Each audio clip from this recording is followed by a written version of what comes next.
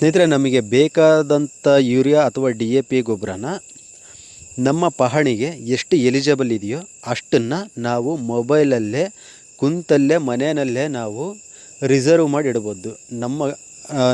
ನಮಗೆ ಬರೋಂಥ ಗೊಬ್ಬರನ ಆ ರೀತಿ ಫೆಸಿಲಿಟಿ ಇದೆ. ಇದು ಭಾಳಷ್ಟು ಜನ ರೈತರಿಗೆ ಗೊತ್ತಿಲ್ಲ. ಎಲ್ಲರೂ ಏನು ಮಾಡ್ತಾರೆ ಅಂತಂದರೆ, ಗೊಬ್ಬರ ಯಾರಿಗೋ ಫೋನ್ ಮಾಡೋದು, ನಿಮ್ಮ ಊರಲ್ಲಿ ಗೊಬ್ಬರ ಇದೆಯಾ ಕೇಳಿ ನೋಡು, ಅಲ್ಲಿ ಅಂಗಡಿಗೆ ಹೋಗು, ಅಲ್ಲಿ ಇದೆಯಾ, ಅಲ್ಲಿಲ್ಲ ಅಂತಂದರೆ ಇನ್ನೊಂದು ಪ್ಲೇಸ್ಗೆ ಹೋಗು, ಅಲ್ಲಿ ಏನಾದರೂ ಸ್ಟಾಕ್ ಬಂದೈತೇನೋ ಕೇಳು ಅಂತ ಬೈಕ್ ತಗೊಂಡೋಗಿ ಬೇರೆ ಯಾರನ್ನೋ ಕಳಿಸಿ ಎಲ್ಲ ಕೇಳ್ತಾರೆ. ಅಷ್ಟೆಲ್ಲ ಮಾಡೋ ಅವಶ್ಯಕತೆ ಇಲ್ಲ ಸ್ನೇಹಿತರೆ. ಭಾಳ ಸಿಂಪಲ್ಲು ಮತ್ತು ಟ್ರಾನ್ಸ್ಪರೆಂಟಾಗೈತೆ. ಈಗ ನಾವು ಒಂದು ಯೂರಿಯಾ ಅಥವಾ DAP ಗೊಬ್ಬರ ಬೇಕು ಅಂತ ಅಂದಾಗ ಒಂದು ಗೊಬ್ಬರದ ಅಂಗಡಿಗೆ ಹೋಗಿರ್ತೀವಿ, ಮತ್ತು ಯಾವುದು ಸಹಕಾರ ಸಂಘಗಳಲ್ಲಿ ಸಹ ಗೊಬ್ಬರ ವಿತರಣೆ ಮಾಡ್ತಾರಲ್ಲ ಅಂಥ ಪ್ಲೇಸ್ಗೆ ಹೋಗಿರ್ತೀವಿ. ಅವರು ಏನು ಮಾಡ್ತಾರೆ ಅಂತಂದರೆ ಒಂದು ಆ್ಯಪನ್ನು ಇನ್ಸ್ಟಾಲ್ ಮಾಡ್ಕೊಂಡಿರ್ತಾರೆ. ಅದರ ಹೆಸರೇನು ಅಂತಂದರೆ framework for fertilizer sale ಅಂತ ಇಲ್ಲಿ ಕಾಣಿಸ್ತಾ ಇದೆಯಲ್ಲ, ಈ ಆ್ಯಪ್. ಇದನ್ನು ಇನ್ಸ್ಟಾಲ್ ಮಾಡ್ಕೊಂಡಿರ್ತಾರೆ. ಅವರು ನಮಗೆ ಕೇಳ್ತಾರೆ, FID ಕೊಡಿ, ಆಧಾರ್ ಕೊಡಿ, ಪಾಣಿ ಕೊಡಿ ಅಂತ ಕೇಳ್ತಾರೆ. FID ನಮ್ಮಲ್ಲಿ ಲಭ್ಯ ಇಲ್ಲ ಅಂತಂದರೂ ಪರವಾಗಿಲ್ಲ. ಆಲ್ರೆಡಿ ನಮ್ಮ ಆಧಾರು ಪಾಣಿಗೆ FID ರಿಜಿಸ್ಟರ್ಡ್ ಆಗಿರ್ತವೆ. ಏಕೆಂದರೆ ಈಗ ಕೇಂದ್ರ ಸರ್ಕಾರದಿಂದ ಎಷ್ಟು 4 ತಿಂಗಳಿಗೊಂದು ಸರಿ 2,000 ರೂಪಾಯಿ ಏನು ದುಡ್ಡು ಬೀಳುತ್ತೋ ಆ ದುಡ್ಡು ನಮಗೆ ಬೀಳ್ತೈತೆ ಅಂತ ಅಂದರೆ ನಮ್ಮದು FID ಇರುತ್ತೆ ಅಂತಲೇ ಅರ್ಥ. ಹಂಗಾಗಿ ಭಾಳಷ್ಟು ಜನ ಬರೀ ಆಧಾರ್ ಕಾರ್ಡು ಪಾಣಿ ತಗೊಂಡು ಹೋದರೆ ಸಾಕು, FID ಏನು ಬೇಕಿರಲ್ಲ. ಯಾಕಂದರೆ ಅಲ್ಲೇ ಗೊತ್ತಾಗ್ಬಿಡುತ್ತೆ ಅವ್ರಿಗೇನೆ FID. ಅಷ್ಟು ತಗೊಂಡೋಗಿ ಅವ್ರಿಗೆ ಕೊಟ್ಟಾಗ ಅವ್ರೇನು ಮಾಡ್ತಾರೆ, ಈಗ ಹೇಳಿದ್ನಲ್ಲ, ಇದೇ ಆ್ಯಪಲ್ಲಿ ನಮ್ಮ ಡೀಟೇಲ್ಸನ್ನೆಲ್ಲ ಎಂಟ್ರಿ ಮಾಡ್ತಾರೆ. ಎಂಟ್ರಿ ಮಾಡಿದಾಗ ಒಂದು OTP ಜನ್ರೇಟ್ ಆಗುತ್ತೆ ರಿಜಿಸ್ಟರ್ಡ್ ಮೊಬೈಲ್ ನಂಬರಿಗೆ. ಅಂದರೆ ಆ ಪಾಣಿ ಮತ್ತು ಆಧಾರ್ ಕಾರ್ಡು ಯಾವ ರೈತರ ಮೊಬೈಲ್ ನಂಬರ್ಗೆ ರಿಜಿಸ್ಟರ್ಡ್ ಆಗಿರುತ್ತೋ ಆ ನಂಬರ್ಗೆ ಒಂದು OTP ಹೋಗುತ್ತೆ.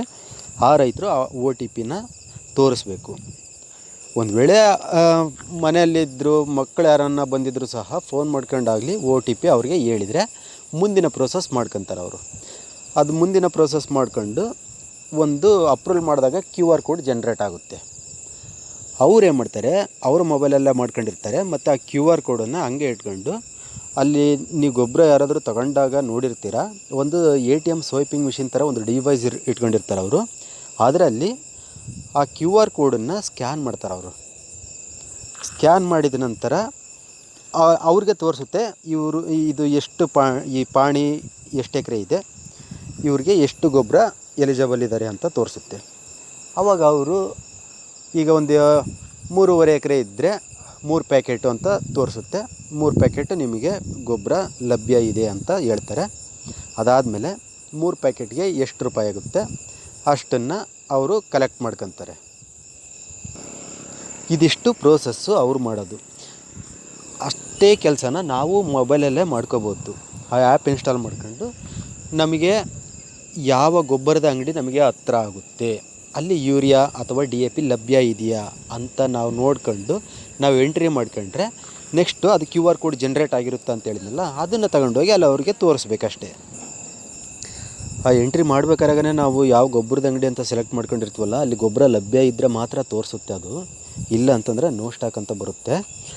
ಯಾವುದೇ ರೈತರು ಅನಾವಶ್ಯಕವಾಗಿ ಎಲ್ಲೋ ಬೇರೆ ತಾಲೂಕಲ್ಲಿ ಇನ್ನೊಂದು ಊರಲ್ಲಿ ನಿಮ್ಮೂರಲ್ಲಿ ಗೊಬ್ಬರ ಸಿಗ್ತಾ ಇದೆಯಾ, ಯೂರಿಯಾ ಸಿಗ್ತಾ ಇದೆಯಾ, ಕೊಡ್ತಿದ್ದಾರಾ ಕೇಳ್ರಿ ಅಂತ ಅವ್ರನ್ನ ಅಲ್ಲಿಗೆ ಕಳಿಸೋದು, ಬೈಕಲ್ಲಿ ಅಲ್ಲಿ ನೋಡ್ಕೊಂಬರ್ರಿ ಅಂತ ಹೇಳೋದು, ಅವೆಲ್ಲ ಚಿಂತೆನೇ ಮಾಡಬೇಕಾಗಿಲ್ಲ.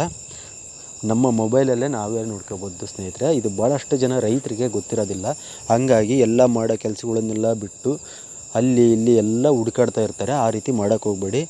ನಿಮ್ಮ ಮನೆಯಲ್ಲಿ ಯಾರಾದರೂ ವಿದ್ಯಾವಂತ ಹುಡುಗರು ಇದ್ದರೆ, ಮಕ್ಕಳಿದ್ದರೆ ಅವ್ರಿಗೆ ತೋರಿಸಿ ಹೇಳಿ. ಈಸಿ ಇದೆ ಮತ್ತು ಟ್ರಾನ್ಸ್ಪರೆಂಟಾಗಿದೆ. ಮತ್ತು ಇಲ್ಲೇನು ಇಲ್ಲೇನು ಪೇಮೆಂಟ್ ಮಾಡಬೇಕಾಗಿರಲ್ಲ. ಸ್ಟಾರ್ಟಿಂಗಲ್ಲಿ ನಾವು ಯಾವ ಅಂಗಡಿನಲ್ಲಿ ಪರ್ಚೇಸ್ ಮಾಡ್ತೀವೋ ಅಲ್ಲಿ ಹೋಗಿ ಪೇಮೆಂಟ್ ಮಾಡಬೇಕಷ್ಟೆ. ಬಟ್ ಅದನ್ನು ಆಪ್ರೇಟ್ ಮಾಡೋದೆಲ್ಲ ಮೊಬೈಲಲ್ಲೇ ಮಾಡ್ಕೊಂಡು ಡೈರೆಕ್ಟ್ ಅಲ್ಲಿಗೆ ಹೋಗಿ ತೋರಿಸಿದ್ರು ಸಾಕು, ಅವರು ನಮಗೆ ಗೊಬ್ಬರ ಕೊಡ್ತಾರೆ ದುಡ್ಡು ಇಸ್ಕೊಂಡು.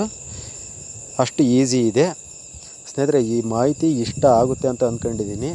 ಸಾಧ್ಯ ಆದಷ್ಟು ಬೇರೆ ರೈತರಿಗೂ ಸಹ ಶೇರ್ ಮಾಡಿ. ಮತ್ತು ಮುಂದಿನ ವಿಡಿಯೋದಲ್ಲಿ ಮತ್ತೆ ಸಿಗೋಣಂತೆ. ನಮಸ್ಕಾರ.